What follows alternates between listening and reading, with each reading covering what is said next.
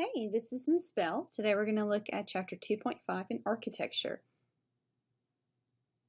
So how does it structure, function, and form? What does this all mean? They have a few just examples I'm going to go over real quickly with you. One I like to look at is the Pueblos. They use what was natural and local to them to build up their home and dwelling place, which was just shared. You can see that they were all stacked right there on top of each other.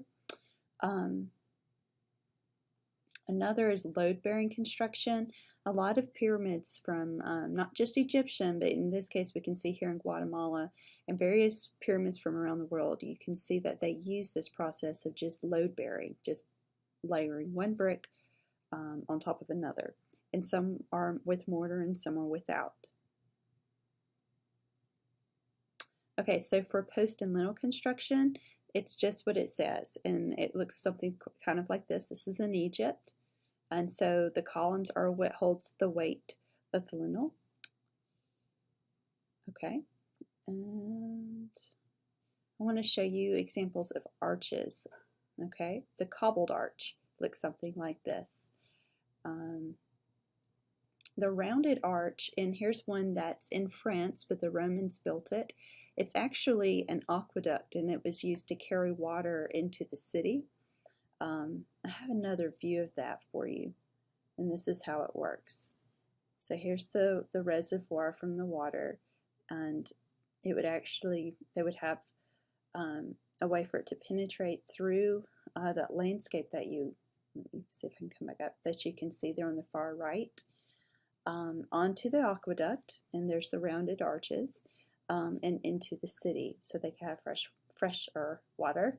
And here's just, I was curious as to what it actually looked like. Well, the top is the aqueduct, the very top of it.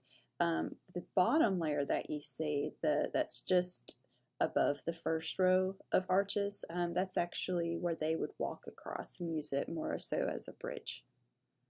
Okay, a frieze. Here's another rounded Roman arch, but this is the Arch of Constantine. This has a lot of relief sculptures.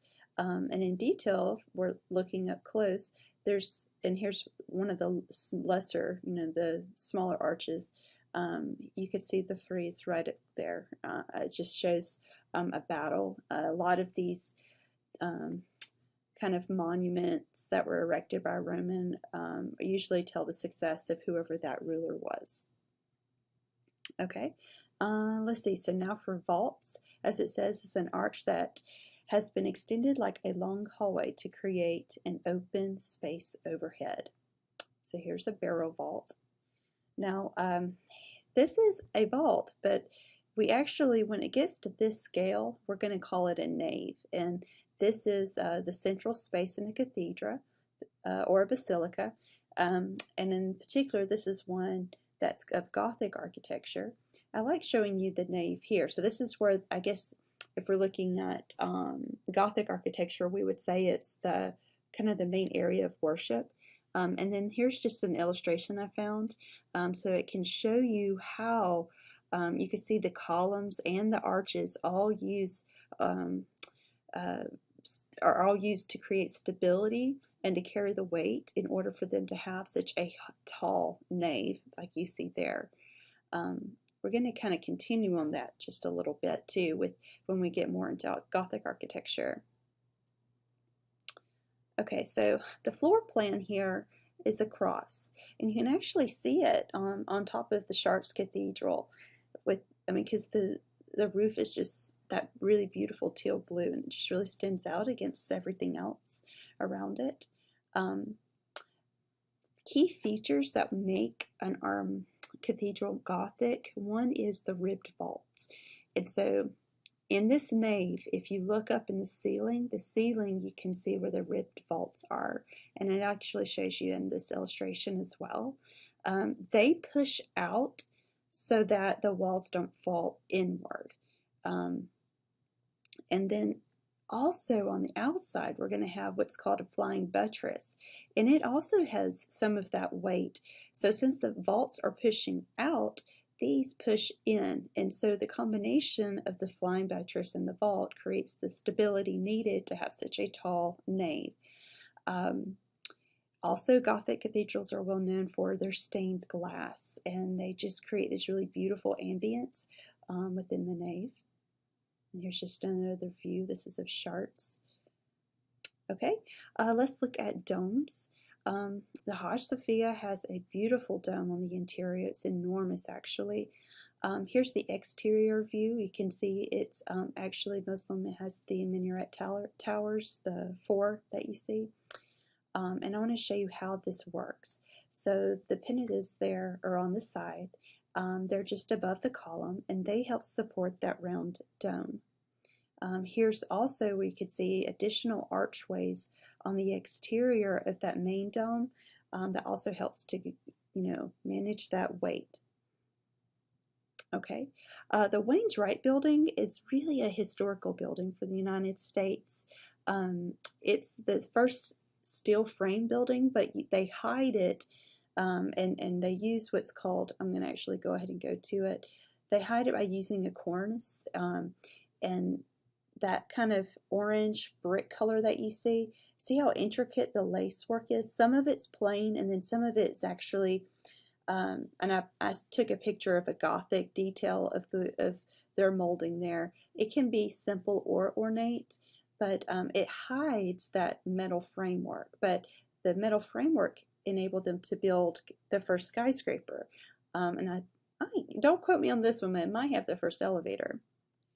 Okay, so now I want to talk about Falling Water. This is actually also in America. It's in Bear Run, Pennsylvania. Beautiful architecture, one of the most renowned homes in the U.S., not just for architects, but for artisans. We love how organic the architect was. You can see how actually in the top picture, he wanted whoever lives in that home, which now no one does, it's up for tours, but they would walk down into the water that's just above the waterfall. And then they use the natural stone boulders there around the waterfall to create the exterior. And if you'll look also on the interior, so kind of like we were talking about the Pueblos using their natural environment, he also found that in Japan they would do that, and he really liked the open floor plan in Japan, and he incorporated that into the interior.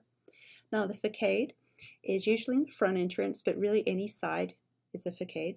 Some say facade, I guess, but anyway, if you look here on the left, you can see where again the overall, like this, what looks like cement and stucco, it imitates the geometry of those boulders around it. And similar to the way a lot of Japanese architects would have I mean, in this case, this is not a palace, but it is a mansion. It's not just really huge and you could see it from a distance. You have to actually travel and kind of walk up to it before you see it. Even the waterfall itself, like you'd have to go on a hike to go see that. And you can't see the waterfall from the interior, only if you walk around on the other side of the waterfall to see it, and you're nowhere near the house then. But anyway, it's a beautiful work from all viewpoints. Beautiful home. The end.